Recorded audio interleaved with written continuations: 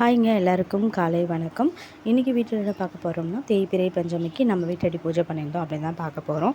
தேய்பிறை பஞ்சமி அப்படின்னு சொல்லும்பொழுதே நம்ம வீட்டில் வந்து இப்போ நெகட்டிவ் எனர்ஜி இருக்குது, நம்மளால் ஒரு விஷயம் எடுத்த காரியத்தை வந்து நம்மளால் நடத்த முடியலன்னும் பொழுது நான் சொல்கிறேன், இந்த ஒரு விஷயத்தை பண்ணி பாருங்கள், கண்டிப்பாக வந்து நம்மளுக்கு வந்து எல்லாம் பாசிட்டிவ் எனர்ஜியாக மாறும்.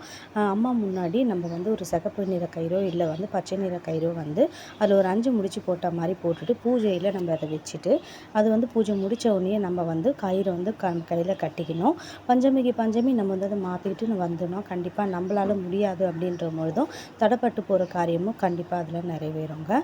அதே மாதிரி இன்றைக்கி நம்ம வீட்டில் வந்து அம்மா வந்து எப்படி அலங்கரிச்சிருக்கோம் அப்படின்னு பார்க்கலாங்க. இல்லை சப்போஸ் உங்கள்கிட்ட 2 கயிறுமே இல்லைன்னும் பொழுது ஒரு பூணூல் எடுத்துகிட்டு அதில் மஞ்சள் பூசிட்டு மஞ்சள் கயிறை கூட கட்டலாங்க, தப்பு கிடையாது. அம்மா வந்து நம்ம வீட்டில் சிலை கிடையாது, விளக்காக தான், நம்ம வந்து 5 முக விளக்காக தான் வச்சு அம்மா வழிபட்டுட்டு வரோம்.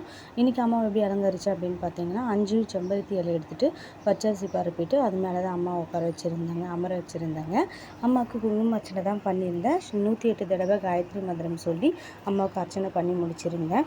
நெய்வேத்தியத்துக்கு பாலும் பனங்கற்கண்டும் சேர்ந்த மாதிரி வச்சுருந்தேங்க. அதே மாதிரி பானகமும் அம்மாவுக்கு பிடிச்ச மாதிரி பானகமும் வச்சுருந்தேன். அம்மாவுக்கு பிடிச்ச செவ்வாழை இதெல்லாம் வச்சுட்டு இன்றைக்கி பூஜை பண்ணி முடிச்சிருந்தேங்க. நான் சொல்லியிருந்த மாதிரி நீங்கள் கயிறு வச்சு வழிபட்டுட்டு வந்து பாருங்கள். கண்டிப்பாக உங்களுக்கு வந்து வீட்டில் இருக்க நெகட்டிவ் எனர்ஜி கண்டிப்பாக போய் பாசிட்டிவ் எனர்ஜி கண்டிப்பாக வரும். உங்கள் வீட்டில் நீங்கள் எந்த மாதிரி தீபம் போடுவீங்க அப்படின்றத கமெண்ட்டில் சொல்லுங்கள். நான்